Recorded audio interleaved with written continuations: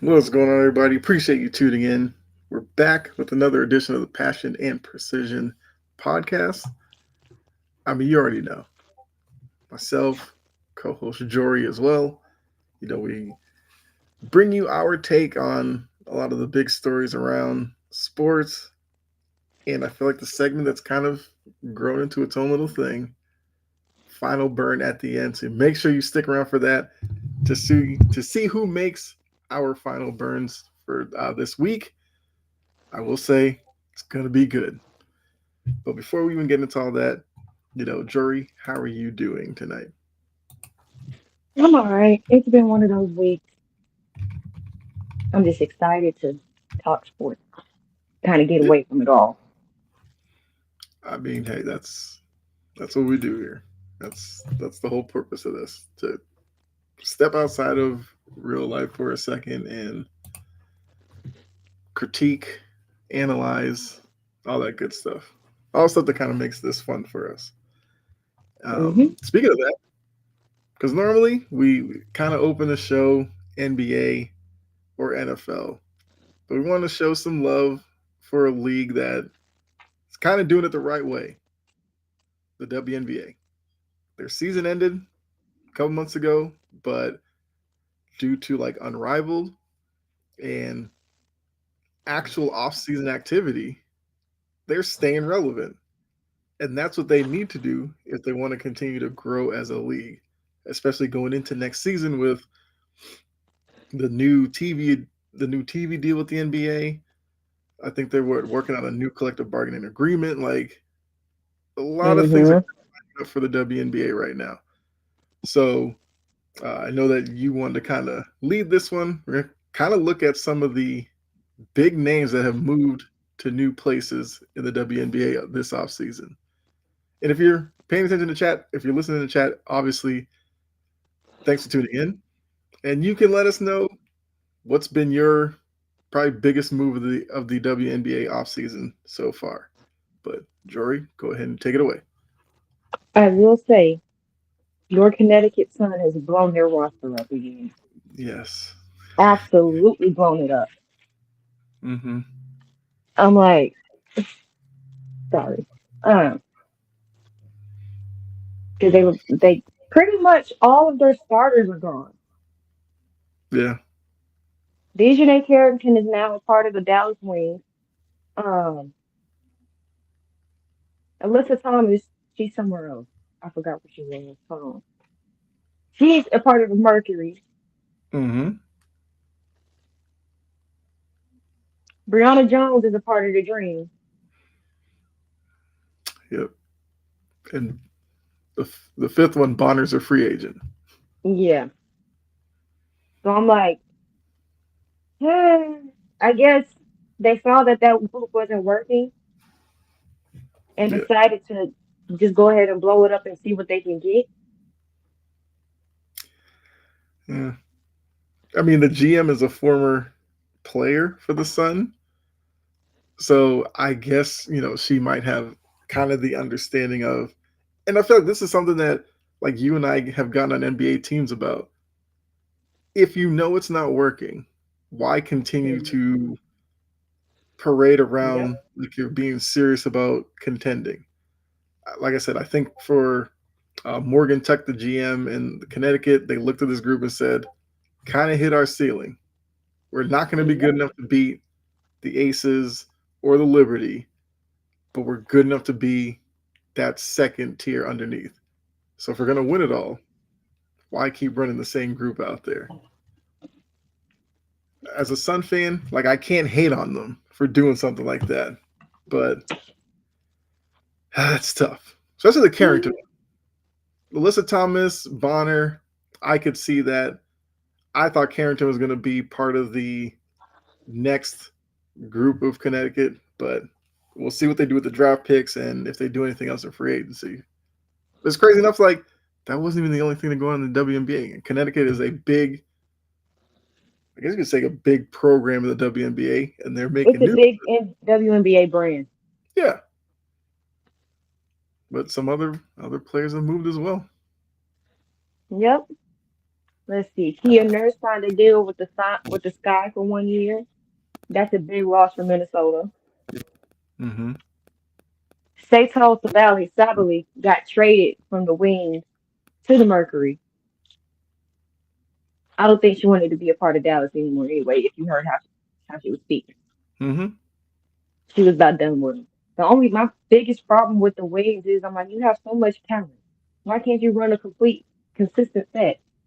Yeah. Um, of course, Kelsey Plum, Jewel Lloyd, 3-team trade.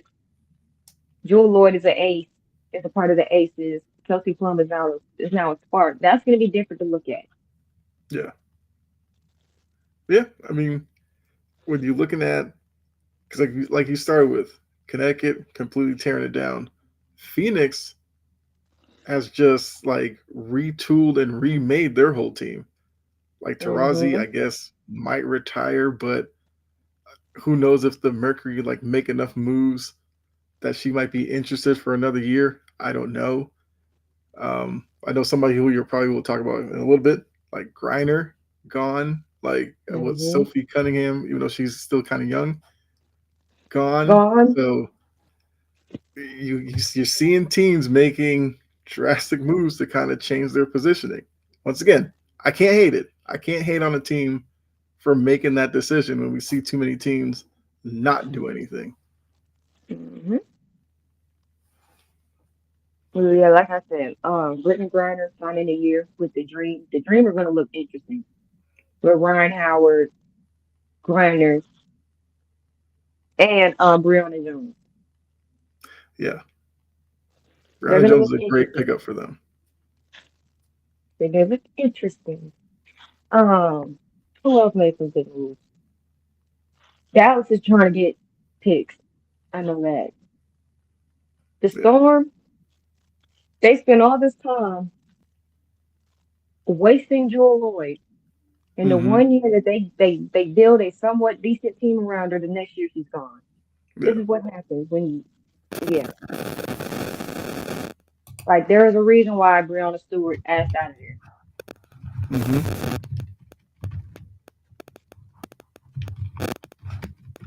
Any more notable names? Not yet, but I'm pretty sure as closer we get to the draft, Yep.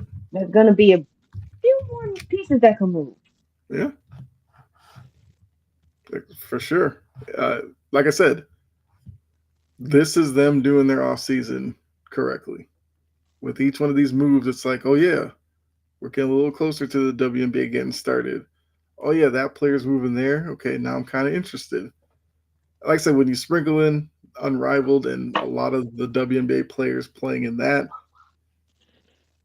it's working out really well for them. Mm, Now, obviously, yep. the play on the court once the season starts will obviously help that as well. But now maybe the season isn't just Ace's Liberty. Maybe you can throw Hmm. Mercury in there. Maybe I mean, depending on Kelsey Plum's impact on the Sparks, like maybe them. Like this is good for them. I'm definitely enjoying the movement. I like to start another league, but save that for later. Yeah.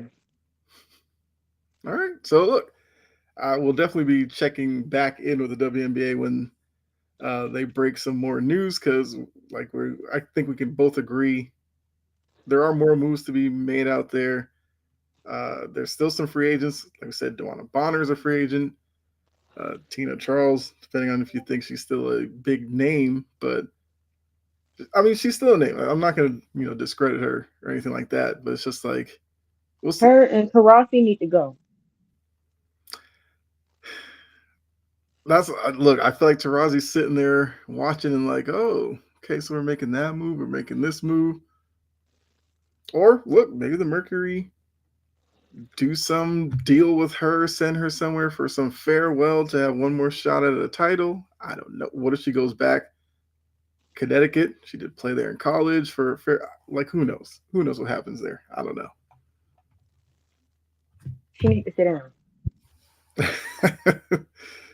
Look, yeah, I will say. I guess for Dallas, I feel like Dallas is kind of running into the problem once again to switch sports.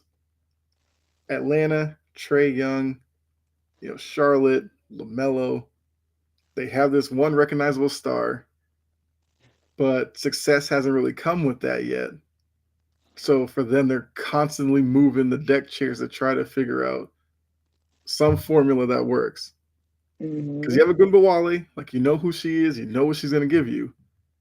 But you look at their seasons, like they're struggling to win games, and they got to figure out something to maximize the time they have with her.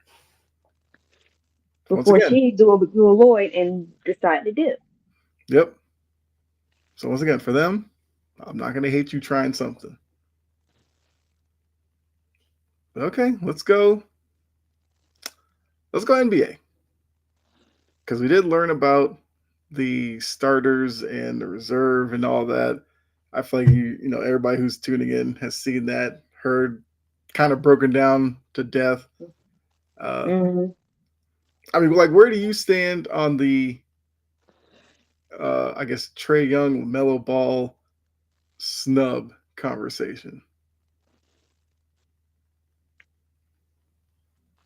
Hawks fans are just crying because they want something to be relevant for her. Trey Young is an all-star. That makes them relevant for a few minutes. Um, LaMelo Ball, I give him more of a case because he was the number one vote in the fan vote. Mm-hmm. Clearly, the people wanted to see him. They should have at least, they should have put mm, that should have weighed a little bit more considering the state of the All Mm-hmm. Star game right of the All Star weekend experience right now. I feel like Trey, but the thing is with LaMelo Ball, he's a volume shooter. He's gonna drop Yeah, 40 points. He shoots a lot. And that's did the coaches and stuff like that want to deal with a volume shooter? Is a volume shooter All Star worthy? Really? There's a reason why Charlotte still has a losing record. Maybe if Charlotte was a little bit better, mm-hmm. I'd give him a nod. But he had more of a chance than Trey. Right. I I can get agree with that. I feel like Lamelo's gripe is a little bigger than Trey. And I get Trey on some credit for, improving. yes, like he's upped his assist count, like the playmaking's there. I do want to see how they kind of survive the Jalen Johnson injury into the second half as he's out for the rest of the year. And Jalen Johnson was, definitely establishing himself as a good young player. So I do want to see kind of how they maneuver around that because right now they're 5 games under 500, but obviously that doesn't factor into the All Star break, All Star voting. But you did mention about Lamelo being number one amongst fans. Do you think the formula needs to be tweaked in terms of All Star voting? I guess how much weight you give to fans versus coaches versus whoever.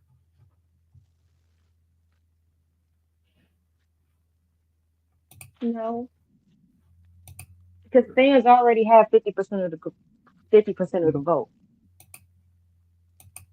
But that 50% in this case was not weighted correctly.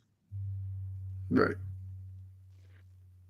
So Like just pulling up, if I was just saying, like, I'm pulling up the roster for you guys tuning in, or if you, I guess, watch it later on, or just listening. The rosters are up. Um, yeah, because I feel like the only other conversation a lot of people are having besides Trey and Lamelo is the Steph Curry aspect of it, where a lot of people are like, Steph Curry shouldn't be an All Star, and he's some are gonna like, be in because obviously, of name. right, and he's definitely earned that status. But I feel like since I don't even, if we're talking about snubs, getting away from LaMelo and Trey because those are the ones people are crying about. Mm-hmm. Kyrie has been quietly balling for the Mavericks. Mm-hmm. I'm like, he got snubbed. Mm-hmm. Sabonis got snubbed. Mm-hmm. I might give John Moran a slight nod towards Okay. being a snub, but I know he hit him in his health this year, but he's played pretty well. Um, People were crying about Tyrese Maxey. I'm like, look at where Philly is. Well, I think the Maxi part is if we're gonna talk about Lamelo, they're not really playing all that well either. Maxi is the one bright spot in Philly this year. Yep. Like Embiid's been disappointment. Paul George has basically been a higher priced Tobias Harris. Yep. That's wild. Because Philly fans couldn't stand Tobias Harris. But now you've got the same version of him and paying more money. I feel bad for the 76ers fans. Well, yeah, they like Philly fans. They just want a winner. The Sixers, like they put a lot of time into the process and all this kind of stuff. And now it's like before the process even gets you anything, you might be starting a new process here Hmm. shortly. Yeah, interesting. I was like, I, I, Philly, Tyrese Maxey probably was more of a snub to me, but Hmm. I understand why they put him in there because Philly's horrible. Yeah. But yeah, the Sabonis probably could have got in, but Norman Powell is probably going to replace AD if AD can't go because AD's injured. Hmm. Why does it seem like Sabonis is always a snub? No, yep. I mean, yes, Sacramento was not the biggest market, but it's like the guy goes out there, he'll give you like a bunch of 2020 type games, 2015, and Hmm. it's like it goes unnoticed because, like I said, Sacramento not the biggest draw, but I don't know. He'll get his due at some point. When certain people retire, Fair point. Oh, you as a Laker fan, definitely have to ask this. AD, LeBron, did they get it right with LeBron being the starter, AD being no, a reserve? Okay. no, absolutely not. But I knew Braun wasn't going to be no reserve. Mm-hmm. You think if he was made a reserve, he would no show? Probably.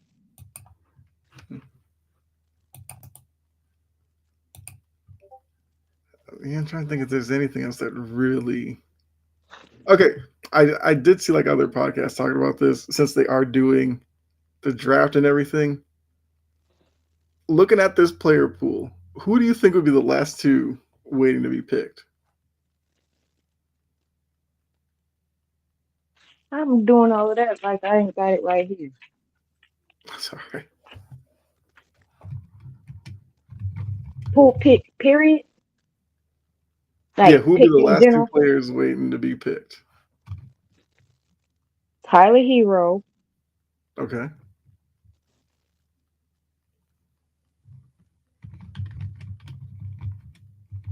and Harden.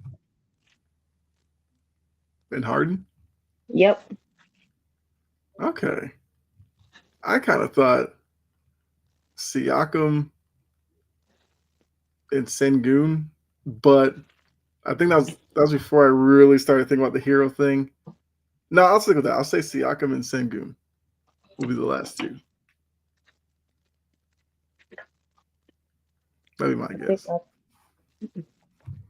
But I can I see think yours playing out.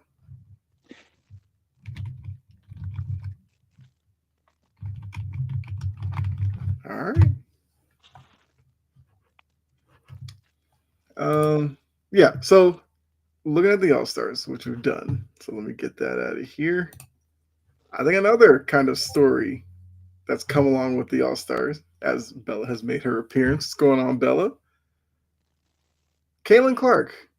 Now Reggie Miller dropped this like last week, kind of slipped it in there during a game where he was like, I've been hearing that Steph and Sabrina are trying to recruit like Clay and Caitlin. to join them for like a 2v2 3-point contest, which everybody's like, okay, I would love to see it. Well, you can forget about it because Caitlin Clark has come out and said, not doing it. Uh, I think her reasoning was kind of like, if I'm going to do a 3-point contest, I'm going to do the WNBA one first because whatever. Do you think it was a missed opportunity for Caitlin Clark not joining in with Sabrina for this 3-point contest? Or are you okay with her not doing it if she does do the WNBA 3-point contest? The latter. Okay. She better do the 3-point contest. Look, she put it out there. So I'm assuming unless she's, I'm not going to even put that out there, but unless she's unable to, then that must be written in stone that she's going to be there for it. Which the amount of attention that's going to get, hey, once again, I mean, I WNBA, get it. a lot of things lining up for them. I mean, I get it. Um, do it for the WNBA first, and then do the big integral whatever.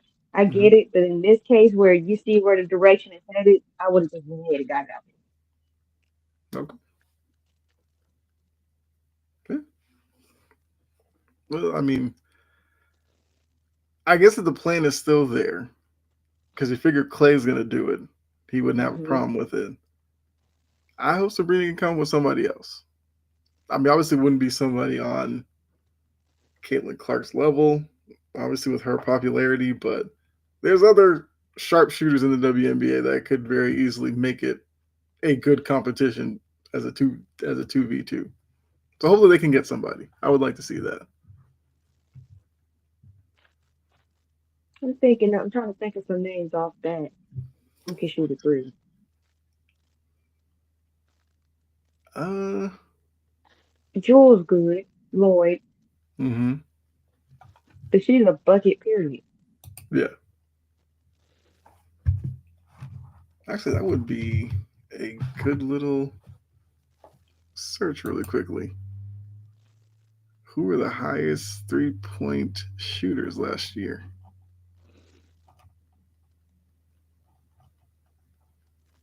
Okay, 3-point percentage.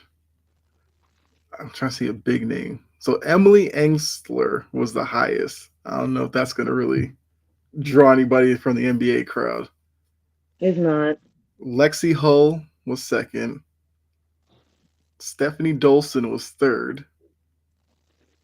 Satu Sabali, who we just talked about, was Hmm. traded. She was fourth. Like, I'm trying to see the next big name. Kayla McBride was eighth.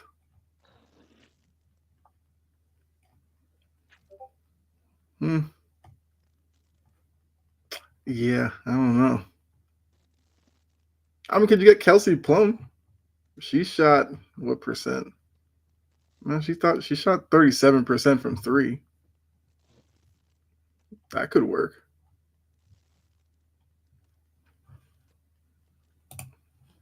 We'll see what they come up with. Yeah. If they're gonna do something, it's gonna have to be announced kind of soon because All Star Game isn't too far away. But I think we can pivot off of the NBA now and get into the NFL, where I feel like we should start with. Let's start with Championship Sunday. We'll save the coaching stuff for the next part. We had Championship Sunday, obviously, this past weekend. We had Eagles, Commanders on one side in the NFC, had the Bills and the Chiefs, AFC on the other side. Obviously, we know what the Super Bowl matchup's going to be. So for the Chiefs and the Eagles, we'll kind of save them for next week to talk about them. Mhm. Want to focus on the losers from this past Sunday. And let's start with the Commanders. I, I feel like it's going to be kind of hard to kind of downplay or downgrade their season, especially with how far they got, what the Mhm. future looks like, and them just beating expectations. So, looking at the Commanders, how would you kind of categorize their season this year, and what do you think about them going into next year? How optimistic should Commanders fans be? That if they play their card right and treat the offseason right, they could be a playoff team again next year. They need to keep Frankie Louvu. I I know a lot of people. Yeah, well, I know like Eagles fans or whatever They hate him, don't like but him. I can't look. I just love the way he plays. Like he goes all you out. need a nutcase. Yes, especially linebacker, middle of the field. Yeah, like it's okay for me. It's okay if your linebacker kind of toes the line a little bit. Mm-hmm. Now, obviously, don't want him to turn into like Al Shair Shire. with a lot of the stuff he's done. But if he's the guy who every couple of weeks there's a big hit here or there, forcing a fumble, and then there's maybe a little bit of a late hit on somebody, fine, as long as he doesn't cross the line. But I think Lulu has definitely made himself a name with this season. Oh, what's going on, Anthony?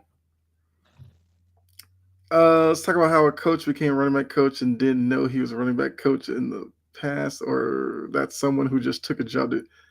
We He's will been a address running that. back coach in the past. I mean, I was gonna say we will address that when we talk about the coaching carousel because yes, Jory and I definitely want to talk about good old Eric Bieniemy. Um, yeah, so the Commanders, you know, saying that there's a lot of optimism for them going forward. I mean, I don't know if you've like looked into their roster and everything like that. What would you say is the glaring need for them this offseason? Offensive line, Okay. defense, secondary. Yeah. Let's see. Uh, Hmm. They see how. could use some younger pieces on that defensive line. Jonathan Allen is getting old, Mm-hmm. so they do need depth pieces. Yeah, they need to upgrade the line. Maybe invest into a good solid wide receiver. Another one. They have a tight end. They have Ertz who wants to return to the Commanders. I think Anthony, you know your cap space. I forgot you're a Commanders fan. Use that Mm-hmm. on the defense and the offensive line. Yep, I 100% agree. Yeah. But I also think that's kind of where the Commanders are now. They've tasted success this season. Now it's not like, oh, we're scrambling to figure out who our quarterback is. You know who your quarterback is. Yep. You're not scrambling around to find your a coach. You got one. You got Dan Quinn. Great first season for him in Washington. You'd call it a bit of a redemption season for him with the way his tenure ended with the Falcons and everything like that. Great to see what he's doing there. Look, Cliff Kingsbury, that guy has put his name back out there, and do not be surprised if next season he's getting legit interviews for head coaching jobs because of the progression that we seem to think, Jane Daniels will take next year. So Hmm. all that you give him credit for. You had Terry McLaurin, who's I love Terry McLaurin, kind of an underrated wide receiver. I agree with you. Get another one to go pair with him. I think you're good there. But it's like they now know where their core of their team is. Now it's filling everything outside of it. Like you said, you want to do upgrade some spots in the O line, do it. You want to upgrade the D line or get younger guys to fill in as Allen gets older, do it. You want to upgrade that Yep. secondary, Do do it. it. Because now you have a window where you can think about winning the NFC East here in the next couple of years. Or even if you don't, you should now approach this as we are a playoff team. We are an organization that expects the playoffs now. How do we make it happen? No more like with Dan Snyder, where you're like, oh, our owner's kind of sabotaging us. We can't get any talent here. It's like, no, all that's done with. Take advantage of this, especially with James Daniels on his rookie contract. Like, Exactly. spend what you have to right now to keep this success going. That's the thing. They got it on a great timeline. Yes. Right. To have it happen in his first year is definitely a great win for Washington. Anthony says, let me get off the Lattimore bandwagon. Dude, suck. He had a rough. Yeah. Yeah, he I had a liked rough that year. move when they got him, but he got burnt uh, all over the field in that championship game. That's what happens when corners get old. Mm-hmm. Why do Yeah, you think Jalen Ramsey isn't in the Pro Bowl? it's a good point. Good point.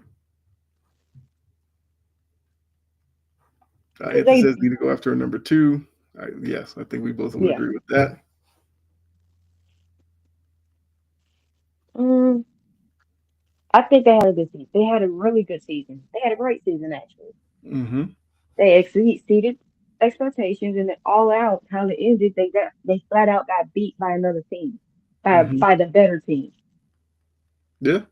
Granted, I get it; it was embarrassing, Mm-hmm. but Commanders fans have nothing to hang their hat on this season.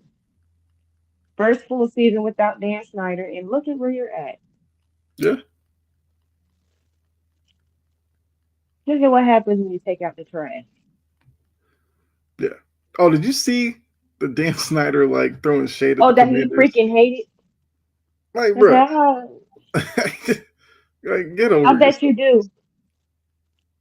do. I bet you're like, why couldn't they do this when I was in charge? Right. Because you were in charge. Exactly. Like he was the toxic one. Like they gotten all that toxicity out of there. What's going on, Damien? Cowboys and Browns should learn from Washington. They're not. Yeah, we already know Cowboys issues are sitting there at the top. That's not going to change anytime soon. Browns, hmm, And it's not going to change because Jimmy Haslam is a horrible owner. yes, yeah. So obviously, give the Commanders high marks for this season, and I hope they do continue it next year. Now let's go to the other side. Buffalo coming off of the win over the Ravens, go up against the Chiefs, have a chance to continue their season, but they lose in the way that they did. And, obviously, all the conversation coming out of it surrounding Josh Allen, because Josh Allen in the MVP race, which we'll learn was the NFL honors like next Saturday, I believe. I think so. We'll find out whether he's the MVP or not. But I think for Bills talk, first off, their window closed, closing, or open. I think it's open. They Okay. need to, they clearly need to, well, it's half open. They clearly need to retool. But of course, when you Yes. lose what they lost in the wide receiver room last year, it's going to take a year or two for that receiver room this year to really get it going. Keon Coleman missed a month. Mm-hmm.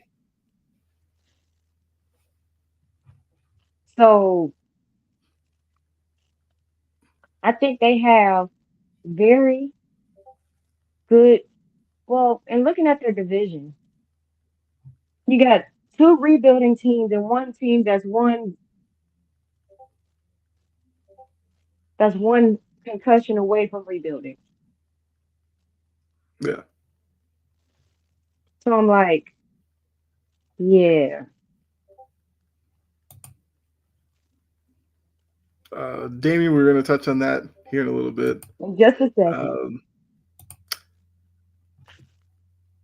Anthony, all I'll say is just hold on. Just hold off. His name will come up later in the show for sure.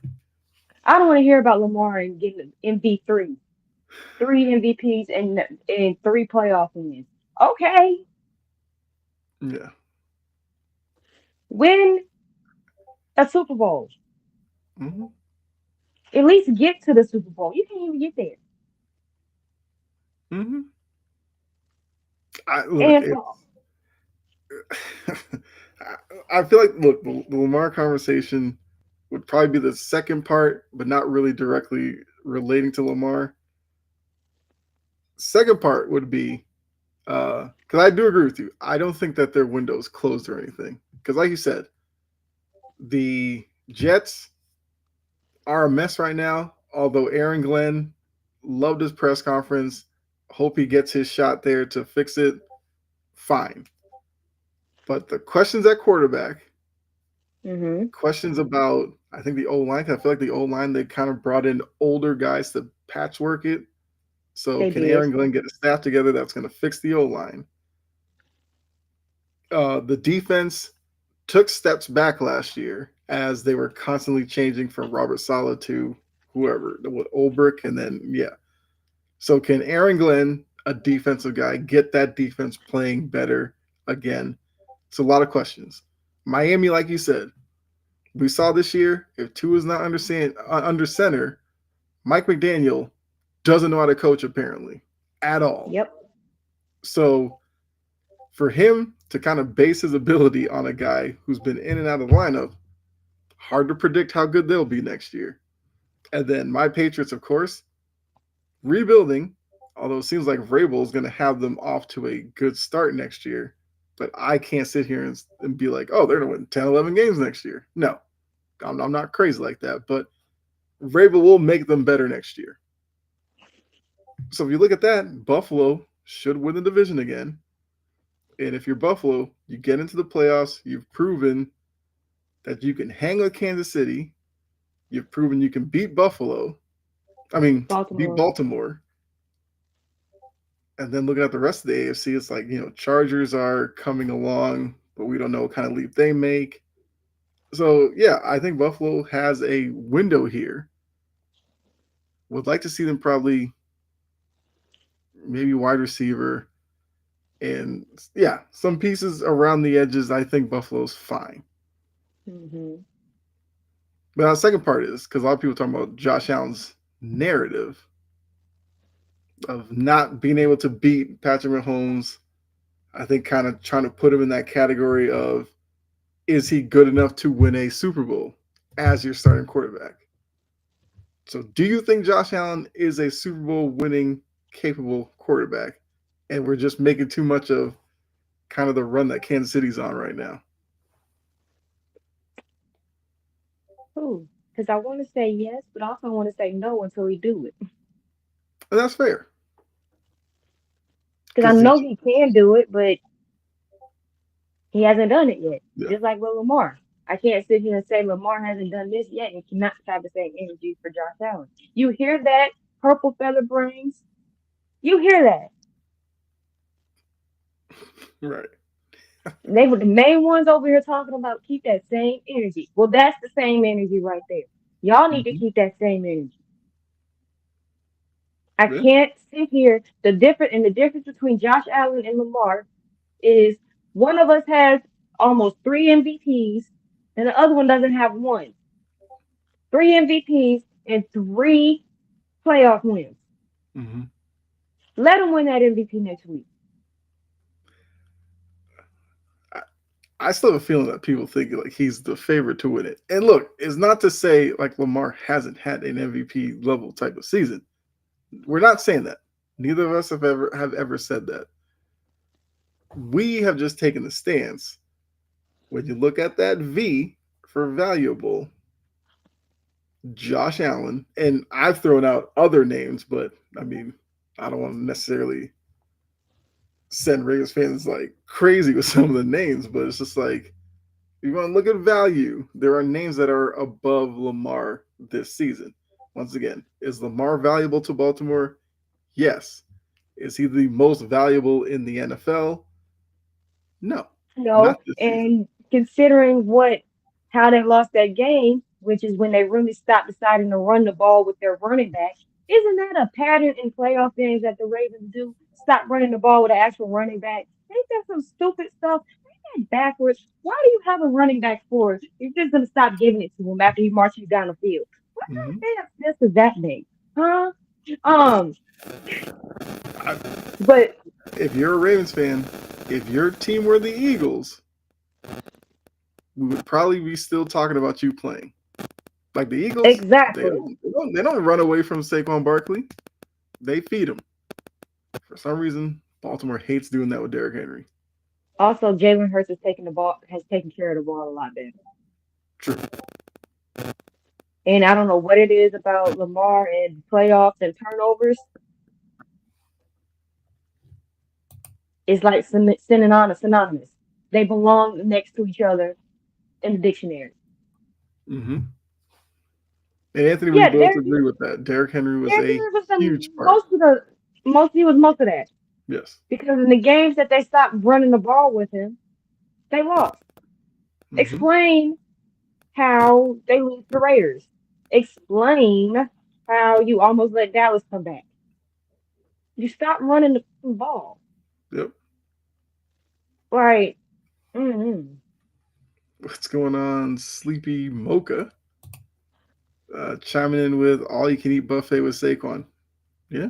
Yeah, and if the Ravens hadn't approached their season with that type of mentality, like what the Eagles are doing, you might have a bird.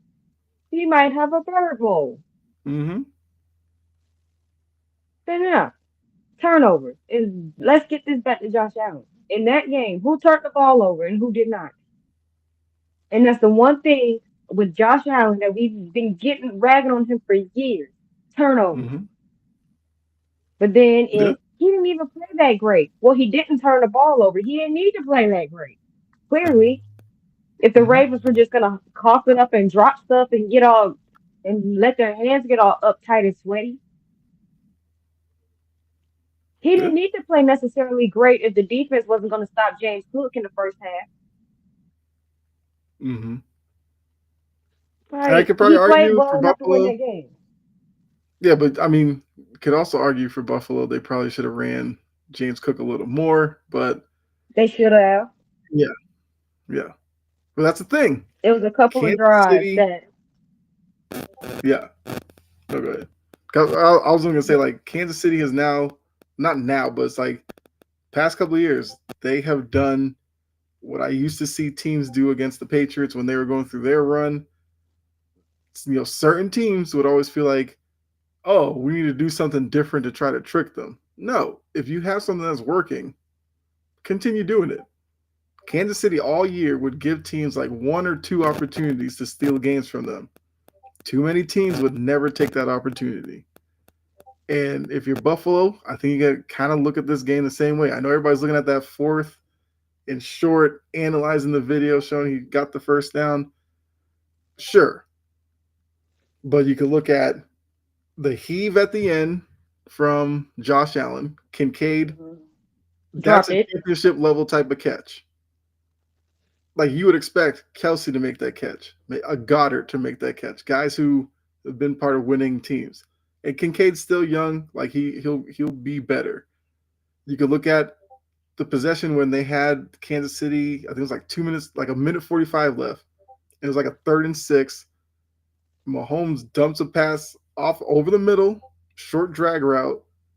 Bills player, I can't remember who it was. It might have been like Benford or somebody. He makes that tackle there. 4th down, maybe you get the ball one more time to try to tie it or win it late. But the defender kind of got flat footed and kind of lost the pursuit angle, and they got their first down. That's how they killed the game. So, yes, the 4th and whatever is what everybody's talking about, but there were still other opportunities for Buffalo to To try win to, that game. yeah. So, I think if you're Buffalo, it's going to sting, but you have to know you can hang with Kansas City. You just have to be You gotta more, capitalize on the you got to be more opportunity. aware of the little details. Yeah. And that's something that Andy Reid says, especially in his speeches. Detail. Hmm. So when you're playing Kansas City, you have to pay attention to details and you can't really be off. Yeah. And they're not gonna let you be dirty. Hmm. Yeah. Absolutely not. Yeah.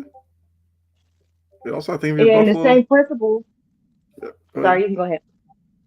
No, I was just gonna add like Buffalo. Looking back, the times that they allowed Mahomes to scramble and get big first downs or a touchdown, I think that's where they'll be kicking themselves defensively. Because bad enough if Mahomes beat you with his arm, that game he beat them with his legs too. You Hmm. can't allow him to beat you both ways. And Mahomes isn't the quickest guy, but he's a smart runner. He'll take off when he knows defenders may have their back to him. He knows he can get that first down. This one we saw him scramble for a touchdown, which is So I think that's where Buffalo's going to look back as well and say, if we had just paid attention to him on scrambles, maybe we win the game too. So, Same principle for that purple bird team. Same principle. yes. Yeah. They don't. They act like that doesn't exist. Yeah. Okay. They said when you get in these Uh, positions, you cannot have these type of blunders. mm-hmm. Yeah. Because until Kansas City kind of loses one of these big games, you kind of have to assume that you can't leave it to chance or leave it to call here or there. Like you have to, when you get a lead on them, like you You have have to to jump keep on it. bearing. Yeah. Anthony, I'd be smart too if I'm running, then sliding, then looking at the ref. I mean, yes, like They that's got to a get on thing. Mahomes about that. Yeah, They got to. I think the league's already said the sliding thing is probably going to be part of the replay judges stuff. The guy who sits upstairs and buzzes down and goes like, "Oh, that wasn't whatever." Like they're going to add that to that replay judge. I agree. Like Bill Belichick said, like maybe 4 or 5 years ago, he's like, we have the technology, we have guys. Why don't we just replay everything? And obviously not like the whole throw the flag, stopping the game and all that kind of stuff. He's like, you have a guy up there who just watches the replay of stuff. If he sees something that's missed, let him buzz down, correct it really quickly on the field, and just keep it moving. I feel like we're gonna get to Yep. that point, and I don't care. Like college football is basically like that. Just get the Hmm. call right. That's all NFL fans want. So we'll see why we keep changing rules after a Chiefs win. Well, the ruling was because the Mahomes fake slide stuff, the Trevor Lawrence hit where people say he slid late. These defenders, you can't have them second guessing whether or not a guy's going to slide or not. Because look, there's going to be a game where a linebacker's barreling down on a quarterback, pulls up because he assumes the slide's coming, and that quarterback's going to take it off for some long touchdown run. And Hmm. everyone's going to be looking at the linebacker like, what were you doing? Like, that should not be part of your defensive preparation. If Right. quarterbacks want to slide late and they get laid out, the responsibility should be on the quarterback for getting down earlier, not the defender for laying him out. But I think that's where the NFL is trying to, well, hopefully, trying to get to. So, I guess one final follow up before we go to the coaching carousel. Looking at Buffalo, looking at Washington, who would you say you have more faith in returning to this point next season?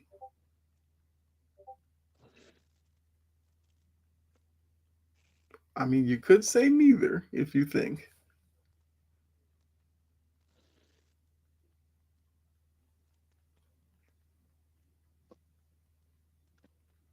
I'm gonna let you go on that. Give me a minute. Okay. So I can get Um, my reasoning together. I mean, I know I asked the question, but it is kind of tough to think about conference wise. I feel like the NFC North does make it kind of challenging to think Washington could be back. I do think for Buffalo, I could see a path back there that's a little easier than Washington. So I'd probably say Buffalo. Yes. Look, Anthony's a Commanders fan. He said Yeah, Bills. I respect that, Anthony. But I would say don't sleep on the yeah, Commanders. because the Bills are missing.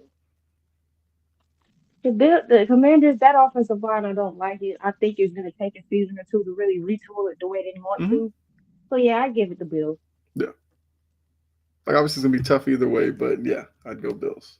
Okay, so now coaching carousel, because it's been mentioned a couple of times.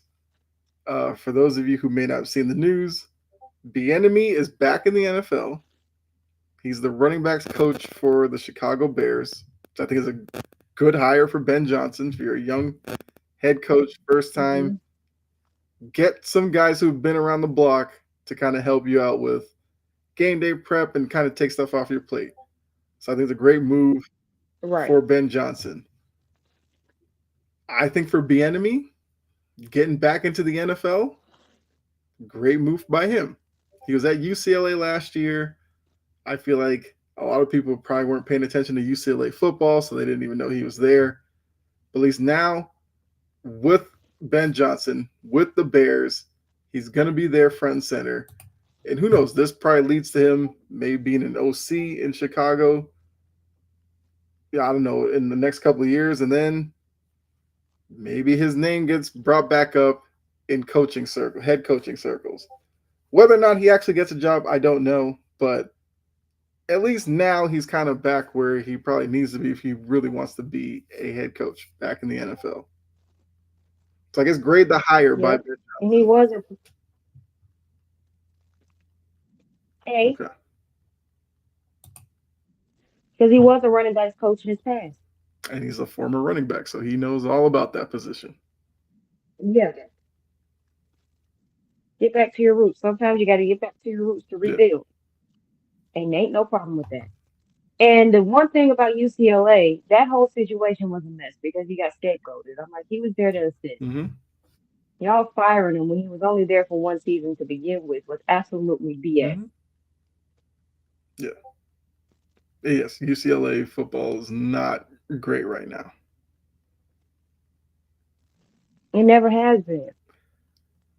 I mean, no, they had a little run. I mean, I couldn't. I'm an Alabama fan, so I can sit here and say a whole bunch of teams ain't never been great. Right, right. I mean, UCLA's always kind of had the backseat to USC.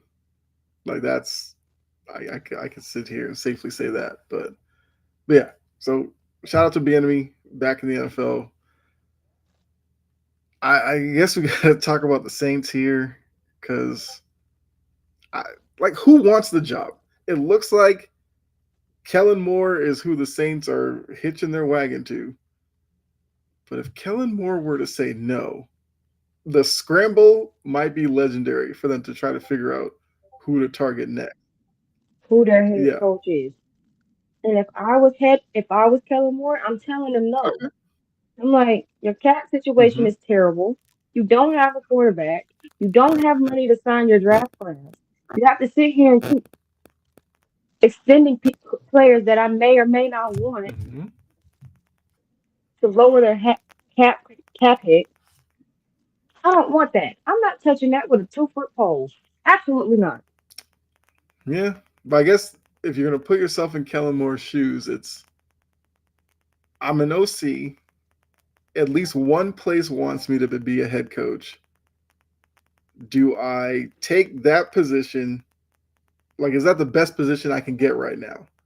Or if I stayed with Philly, had another successful season, could I get a job that's better than the Saints? I would stay in Philly, repeat what they do this year, next year, or Mm-hmm. try to look good doing it, and he'll have another job. He'll have another good, better situation lined Mm-hmm. up. Well, yes, but I guess once again, if you're Kellen Moore, if you hold out for the mythical dream job,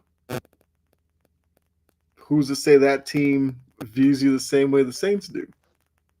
And obviously, the Saints didn't view him that highly because he's like, I don't know, fourth, fifth, sixth guy they've kind of tried to attach to the job. But would Kellen Moore regret passing up this opportunity that's in front of him now for the hope of one next season? Where look, if next season a higher profile job comes out there, Mike McCarthy, Robert Saleh, Bill Belichick. We know that name's not going to go away Mhm. anytime soon. That's three guys right there who have had head coaching experience who could be in front of you for that bigger job. So you take the opportunity that's there now, or do you wait? I feel like that's probably where his Or biggest if I take that's probably his biggest like struggle with this right now. and if you take the opportunity with a trash team that ain't got a whole lot to really work with, and they still stink, and he can get one and done, he's still looking for a job next year. Mm-hmm. I'm just saying, I'd stay in Philly Anthony said Cowboys should have signed because Illinois. you know somebody's gonna. He knows their system better. Well, they got Brian Schottenheimer. They got They Brian seem happy. Schottenheimer. The Cowboys get what they deserve. I think it's fascinating, and like the Saints job does have some perks to it. Like Saints fan base, pretty good. This, No, they're not. They're horrible. well, I mean, in this, I guess in the stratosphere of being fan base in the NFL, like a lot of fan bases aren't that great in terms of how they treat people. You live here. You know Saints fans are annoying. Yes, yeah, I absolutely do.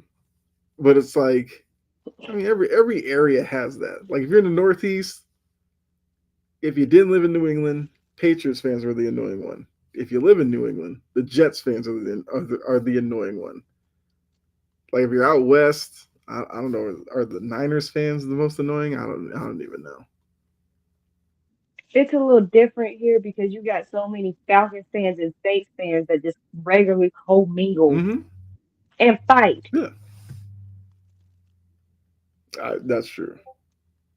There's also a lot of Steelers fans here. I've noticed that. Oh yeah, I know a lot of Steelers fans here. Yeah.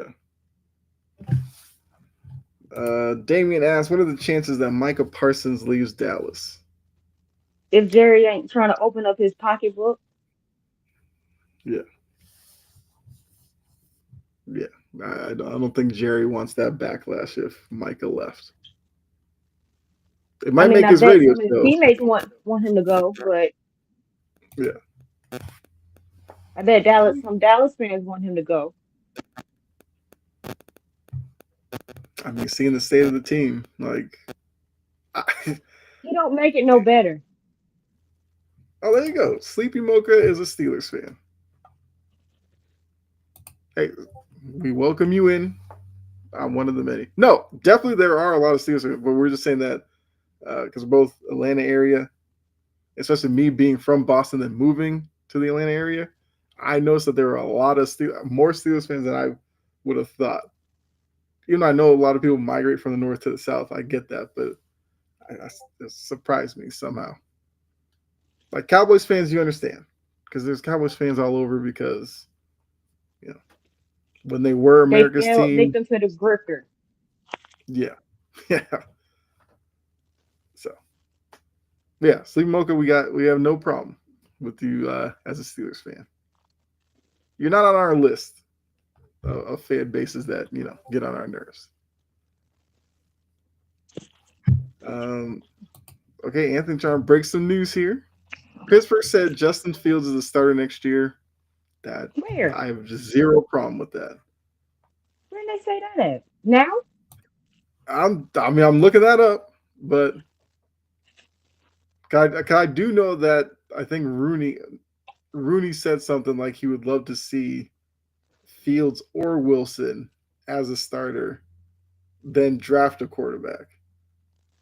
Like if it comes down to that, I think Fields would probably be the answer. Russ, as much as I want to root for Russ, that I think playoff he's game was cooked. not good for him. But yeah, let me Our see. third host decided to join us again I mean, Bella's always welcome. from her nap. Mm-hmm. I mean, I'm seeing like there's reports that Justin Fields has serious believers within the organization.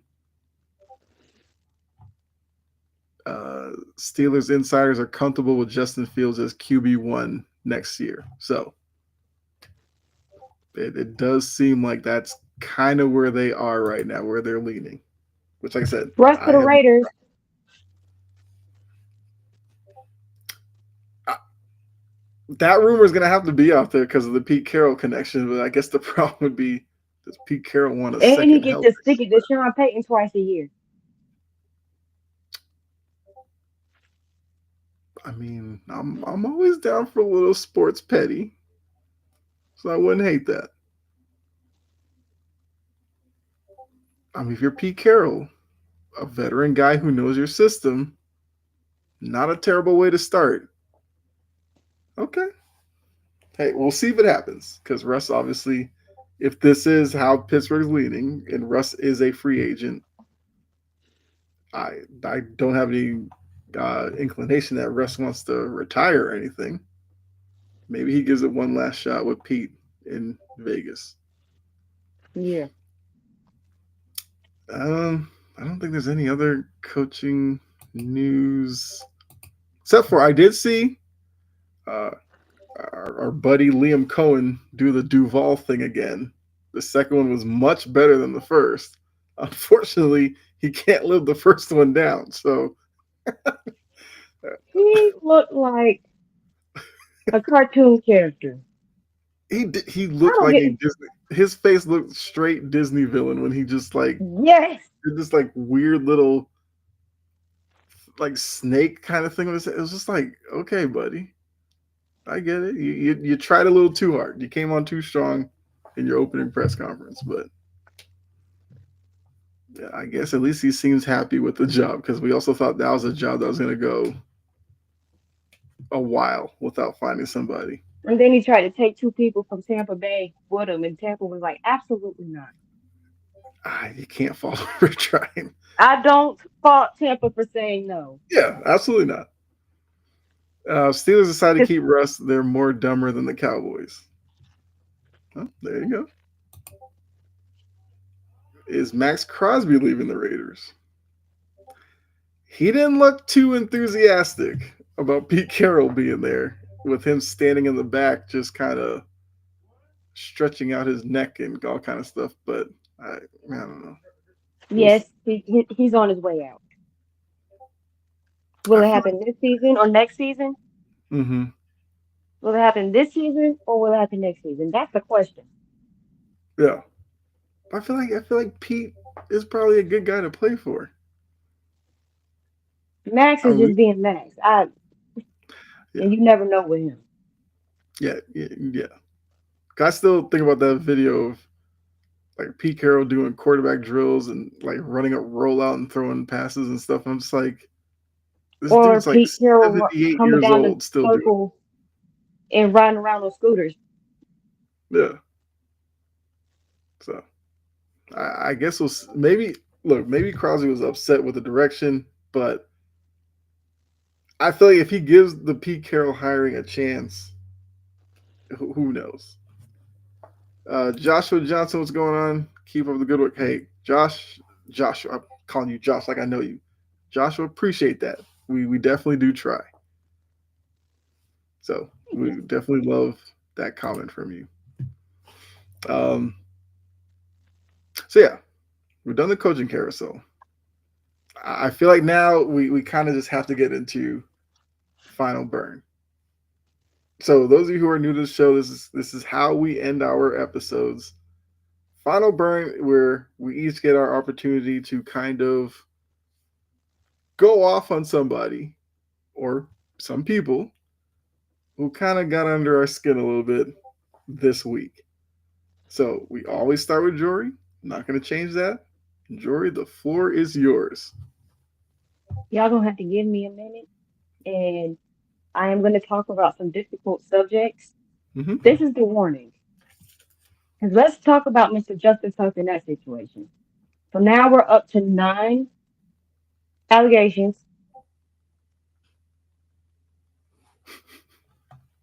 We're up to nine allegations. All of them are eerily similar, which shows a pattern of behavior, predatory behavior. Mm-hmm. And Happened. I know it happened a long time ago, but a lot of people don't understand that the way this society is set up for women, they're not going to want to come out immediately. Some people have to take time to heal. Some people just don't want to relive their trauma. And the way some people like to react and be dismissive and whatnot, I wouldn't want to come out either. Like, and the whole, I had a conversation with somebody earlier this week, and it kind of made me realize that I was talking to a complete clueless idiot. I'm like, some people are willing to believe when it comes to people that they don't know, but if it's somebody that they have any attachment to, it's, oh, how do we know exactly, Anthony? Damn, exactly. And rumors, you can find a tweet talking about rumors about him being banned and treating people badly like that from 2021. You can find it. Mm-hmm. And then the statement that he did afterwards was just chat GPT generated, and it really didn't address much of anything other than he's trying to protect his character.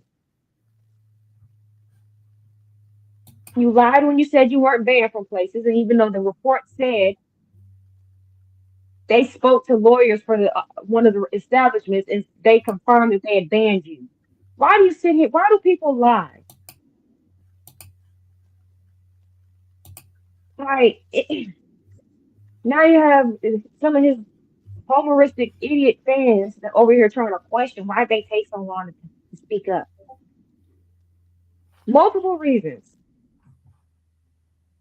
There's two sides to every story, and that's it. That right there pissed me off. If somebody's sitting here saying that they were attacked or somebody did something to them, if you have to sit here in audacity and sit here and tell them to their face or under a post, there's two sides to every story. You deserve to go to hell.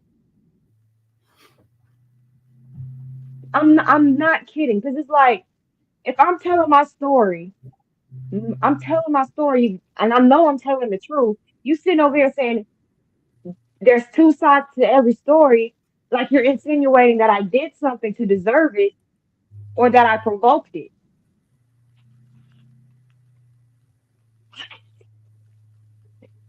I think the whole discourse is ridiculous. Stop, like we need, and I want ESPN on Monday and through Friday to give Justin Tucker the same treatment that they gave Watson. It's only right because what we're dealing with is somebody who has predatory behaviors. And what is it with the whole AFC North and housing weirdos? What is with that?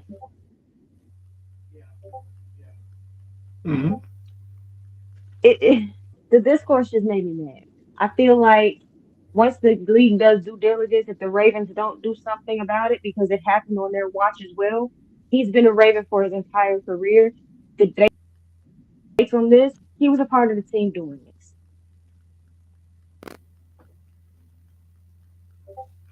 He should be cooked.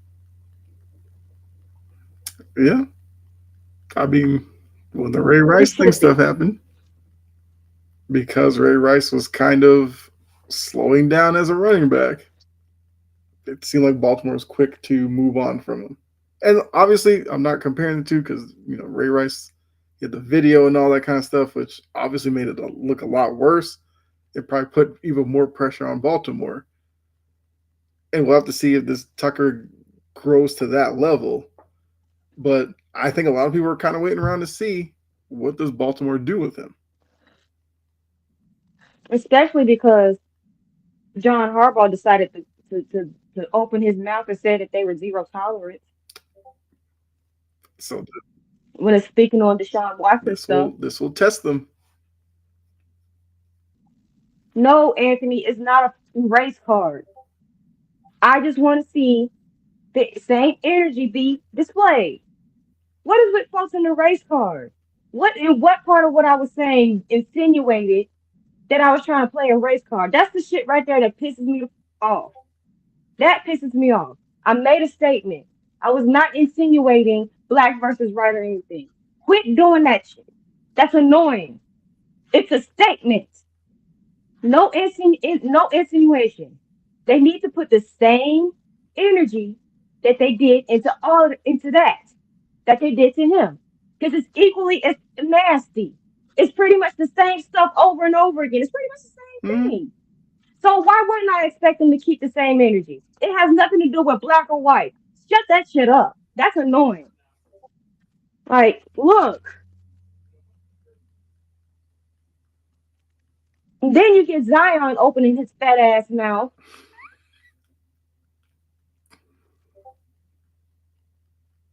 It was a stupid ass question. And it was an insinuation. It wasn't just a regular question. Next, back to Zion. Over here talking about, oh, the Pelicans. I could play back to backs. The Pelicans won't let me play back to backs. How unprofessional. How unprofessional. The Pelicans aren't at fault for this. You have barely been available for 50 games consistently. When you do that, maybe people will trust you to play a back to back. Figure out what you want to do with your life. Because he's trying to force himself out of New Orleans, and New Orleans has given him chance after chance to get right. Mm-hmm. And he still can't do it. Now he wants to throw shots. Grow up. You're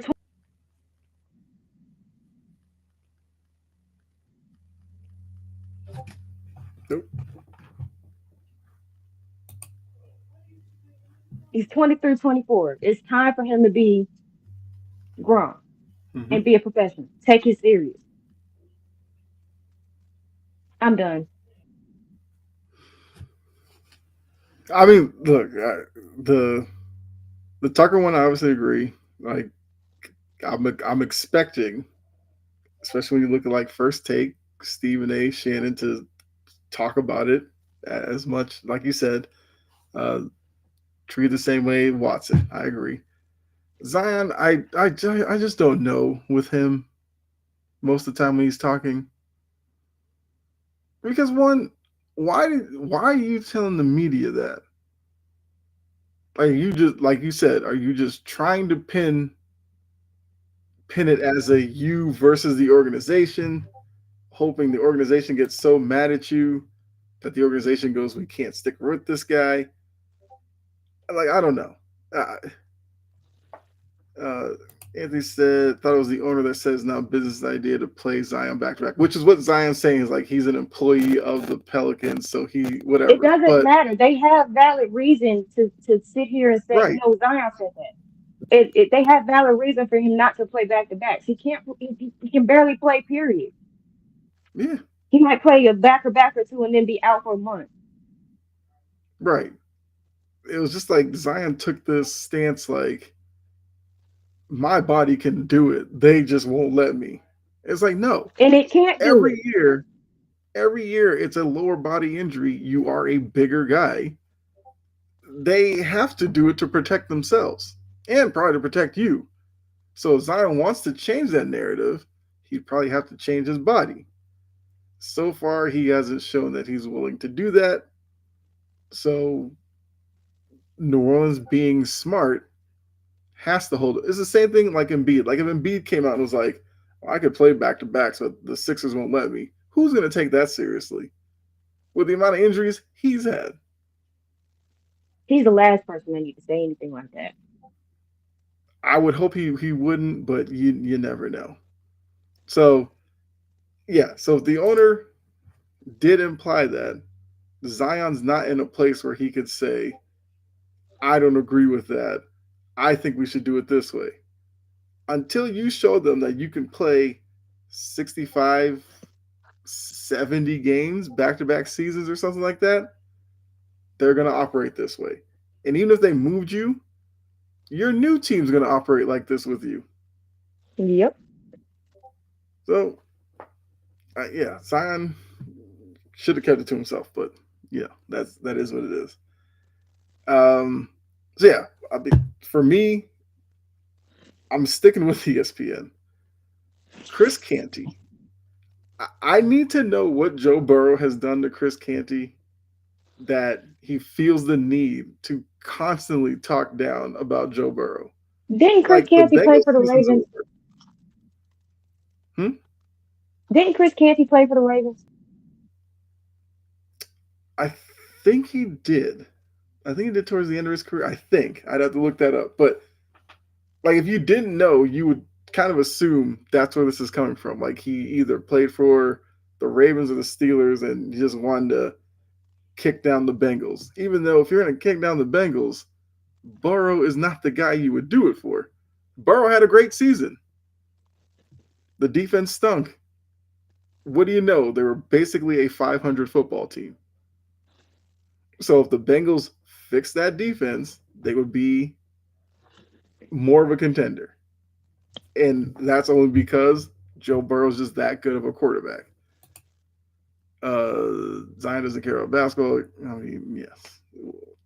I mean, until he shows otherwise, I guess you're allowed to say that, Davian. Um, but yeah, like now the new thing is he's basically dismissing the fact that Joe Burrow made a Super Bowl 4 years ago, which I guess that's a long time if you're thinking about sports. But Stephen A. works on that network, has called Aaron Rodgers that bad man. He won his Super Bowl 15 years ago. So nobody Yep. switched up on him, and it's been that long. Chris Canty loves defending Lamar Jackson. Lamar Jackson hasn't made a Super Bowl. So I don't care that Joe Burrow made it 4 years ago.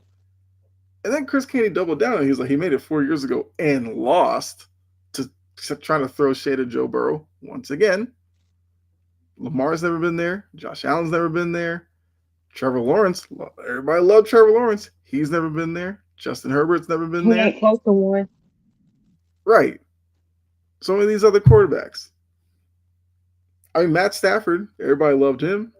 He finally got to one after so many years in Detroit being a doormat. So it's just like, I don't Mm-hmm. understand what Burrow's done that he's now become some. I don't even know. Like the Chris Canty stuff, like somebody at ESPN needs to kind of talk to him because it's a terrible look. Number one. Number two, it's just based Absolutely. off of nothing but clearly personal issue you have with him. If that's what it is, then maybe he needs to just He's a come out and say Raven. what it is. He's a Raven. And I get that, but it's like it can't run that deep with you. Like,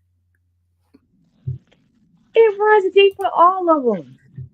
Almost all of them get that purple Kool-Aid taste in their mouths, and then all of a sudden they're salivating for it more, and they just can't put down the right. cup.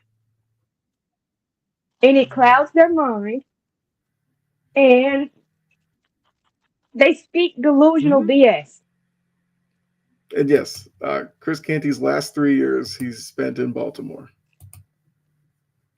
So See, yeah, I was not really much more because I feel like he'll say something else about Burrow and he'll probably end up right back here for me to talk about the next one.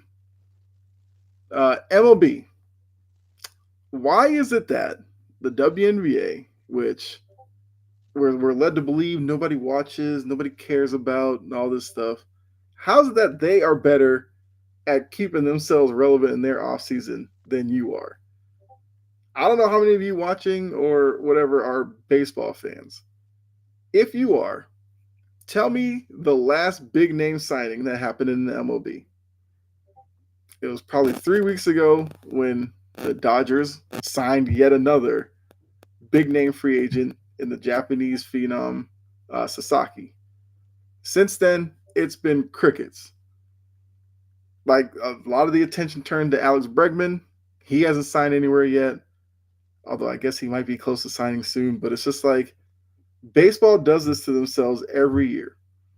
They'll come in off of a World Series where people are like, okay, that was a great series or whatever, paying attention. And then it's like they just completely throw water all over whatever fire they might have been building by big name free Mm-hmm. agents taking forever to sign with new teams. Last year, it was Scott Boras holding the league hostage with Blake Snell and Jordan Montgomery.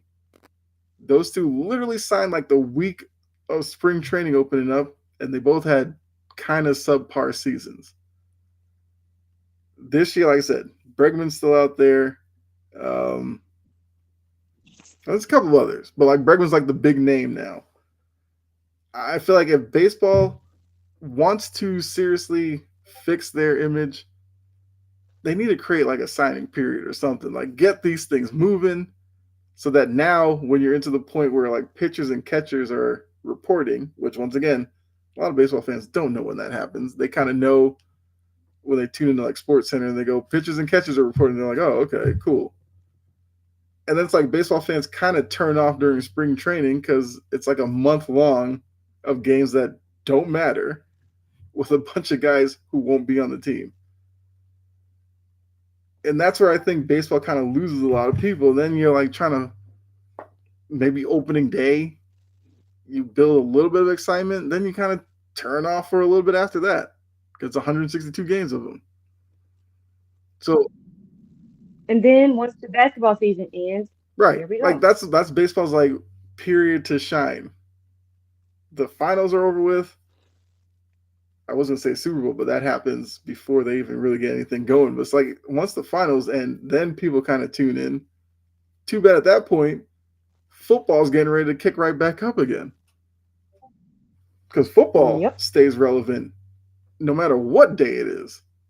So that's already it. And fans are more engaged to training camps and OTAs Yeah, and all that other stuff. Fans are more engaged to yeah. that. And once NFL's offseason starts, like guys are just moving left and right. So only because I only thought about that because of how the WNBA's offseason's been going. And I was like, they're in the offseason the same time as the MLB, and WNBA is making more news than the MLB is. And that's crazy. I know they probably won't fix it because MLB loves being traditional and keeping things kind of the same, but they got to figure out something because every offseason is like Hmm. this, and it's just so annoying. So that's all I had. Like those are the only two things that really kind of caught my attention this week. But yeah, so that's how we do final burn. Um, I mean, look, if there's obviously something that you guys kind of see that you may want one of us to use as a final burn, I did put a link like to our Discord. You can join that. Give us kind of your suggestion in there. If you want to like leave a comment under the video after the fact or whatever, like you can do that. If you follow or subscribe to Integrity Sports Network, you could do it on there as well. Leave us a message, like because like I said, this is just our opportunity to uh, kind of push back or whatever on certain athletes. And look, Damon did bring up somebody, Terry Rozier. That's another thing that I feel like we're probably waiting to see where that goes because now he's kind of wrapped up in the Jonte Porter stuff, which that's all. Like that's all the NBA needs. Remember the NFL went a little period where it's like every couple of months a guy was getting popped for gambling, and then it's kind of seemed like to die down a little bit now. If I'm Adam Silver, I'm like, Hmm. please don't let this start happening in the NBA now. It's the last thing I need. Oh, speaking of the NBA, I forgot. Chris Dan Paul. Oh yeah, At what point? At what point are we going to sit here and say he is a dirty player? I've always said it. I get it. He I've played with an always said egg. it, but he's a LeBron buddy, and yeah. Mm. I get playing with Mm-hmm. an edge, but he be taking it there. Mm-hmm. He got Rajon Rondo to fight him. Mm-hmm. Most of my life, I thought Rondo was peaceful. He gives off that vibe. Yeah. He don't bother Yeah. nobody. He don't bother nobody. For you to really, Chris, he got Giannis to snap again. Made Rondo fight him. Dove into Mike Conley's legs, and that started a fight. Um, Repeated low blows. He's teaching Wimby how to flop. Like, bruh, Mm-hmm. play right and play clean, or hang it up. I'm Yeah. tired. Because Giannis had a point. Mm-hmm. Why are you trying to risk my career by doing little stuff like that? Yeah. I'm a grown man. You a grown man too. Why are you trying to take away this one thing that puts food on my family Mm-hmm. table? Why? Yeah. He either need to get it. He needs to play right and play clean, or he need to hang it up at this point. I wouldn't mind if he never got a ring. Well, I think the crazy part is like you look at Chris Paul. He's not intimidating in any way. Like there's nothing about him that screams, some crazy fighter. Like Pat Beverly. And It's that's like why Pat he do Beverly. his You look at crap. him on the court.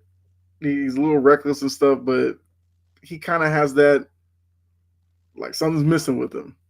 Like that's an intense guy. Hmm. Chris Paul isn't. Chris Paul's nothing like that. Like Dylan Brooks. Although I feel like Dylan Brooks is kind of morphed back into that now that he's gotten to Houston, where he's kind of just doesn't care about being a bad guy anymore. So yeah, I agree. The Chris Paul stuff is just, eh, it is what it is with him. He's dirty. Well, that's when like it started at Wake Forest. He did it a few times at Wake Forest, and it was just like people just brushed it under the rug and started calling him like point god and all this kind of stuff, and like nobody cared. But he's always had this part of him. But all right, I guess I'm glad it reminded you about your last burn there. But yeah, so that's kind of all we got. Um, Obviously, looking at this week, next week we would be talking about Super Bowl stuff. Who do you think will be the first team to make an off-season splash? We could probably tackle that next week. Um, I guess coming weeks though, we will somewhat bring back our team reports, which I guess that could factor into that a little bit about off-season plans. But yeah, I guess we'll think about that one for next week, Anthony. The team we think will make the first off-season splash. I don't hate that one. Um, so we'll have Super Bowl to talk about next week. I guess by next week we'll know Jimmy Butler still a Heat player or not. That will probably make its way onto the show. WNBA, I think at this point we kind of assume something's going to happen by next week for us to talk about. And Hmm. yeah, I guess we'll start looking towards the NFL offseason. So make sure you guys give us a like, follow, subscribe to Integrity Sports Network. That way you will know whenever we go live and you can be here front and center. I do want to say shout out to Joshua Johnson, who definitely was new to the show, and Sleepy Mocha. They usually been pretty good about remembering those of you who do message in, so appreciate all of you. And to our usual, I Yes, I appreciate mean, you yeah, too. I Anthony, usually don't say Damien, it, but like, I feel yeah, like saying it we today. definitely appreciate you guys being here every week. Like, don't get it twisted. Like, we love you. Anthony, you got me hot on that one. You got me hot on Right. that one. I just don't like people insinuating that I'm playing a race card. I Yeah. don't like that. But yeah, I mean, look, no hate, Anthony. We definitely want to see you back next week. Um, Sleepy Mocha, I'll be back for sure. Appreciate that. Also, tried it over on TikTok as well. So those of you who did tuning on TikTok, appreciate you as well. Hopefully, some of you come back and join the conversation with those over on YouTube and Facebook as well. So definitely, look, we just appreciate all of you. Like one of you or a million of you, we love interacting with you guys. It's the reason why we wanted to do this show. Anthony says he's just doing his job. Okay. There's a fine line between doing a job and just being a little prick. I'm not with the pricky stuff. I understand. I understand. So I guess Jory, anything you want to add before we get out of here? I guess let them know what you got going on. I will have some. I will have an article or two on the blog soon.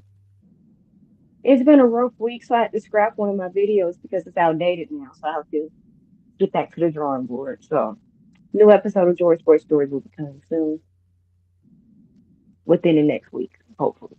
Okay. Yeah. That's all for me. Yeah. As for me, look, you guys know I do a couple shows on here, but if you want to see my podcast, it's chomping at the bit. You can find it YouTube, Facebook, um, Twitch, whatever. Audio versions, which I know Jory has audio versions as well, Spotify and places like that. So feel free to check us out over there. Give us a review or something like that. I will. I should have a video up probably early next week, kind of along the lines of Anthony's offseason stuff, talking about the Patriots. I probably do need to do an article, so make sure you go check out our uh, WordPress or Tumblr. I believe both are in the description. You can check out. We do have some articles up already. You can go check those out. And I guess also, if you have suggestions for articles you'd like to see from us, you can leave there as well. But yeah, that's all we got. Appreciate all of you once again. Make sure you do come back next week, Friday, say around 8 o'clock. So that's why you got to hit that notification bell if you're on YouTube so you'll know when we create the event. Same thing on Facebook, it does kind of alert you to that. So uh, make sure you guys come back next week Hmm. for another great edition of Passion and Precision. For Jory and myself, we're out of here. Enjoy the rest of your weekend, the rest of your night, and we'll see you next week. All right, bye.